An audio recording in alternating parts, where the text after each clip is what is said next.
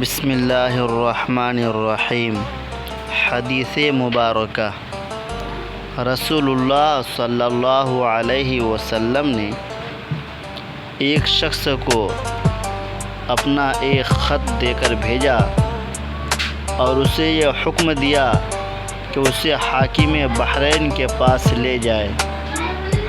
بحرین کے حاکم نے وہ خط کسریٰ یعنی شاہ ایران کے پاس بھیج دیا۔ جس وقت اس نے وہ خط پڑھا تو چاک کر ڈالا۔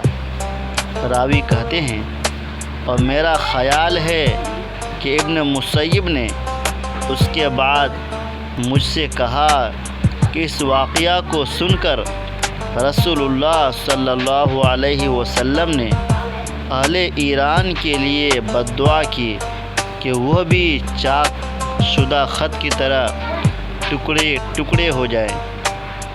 یہ بخاری شریف کی روایت ہے۔ حدیث نمبر 64 ہے۔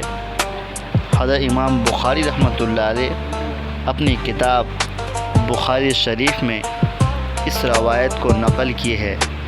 حضور پاک صلی اللہ علیہ وسلم ایک شخص کو بحرین کے حکمراں کے پاس ایک خط دے کر بھیجے تھے اور وہ کسریٰ کے پاس بھیج دیے۔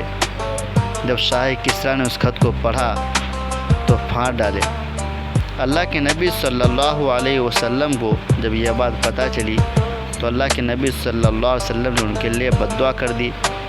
اس کے بعد پورا کا پورا ملک اس کا ٹکڑا ٹکڑا ہو گیا، یعنی ختم ہو گیا،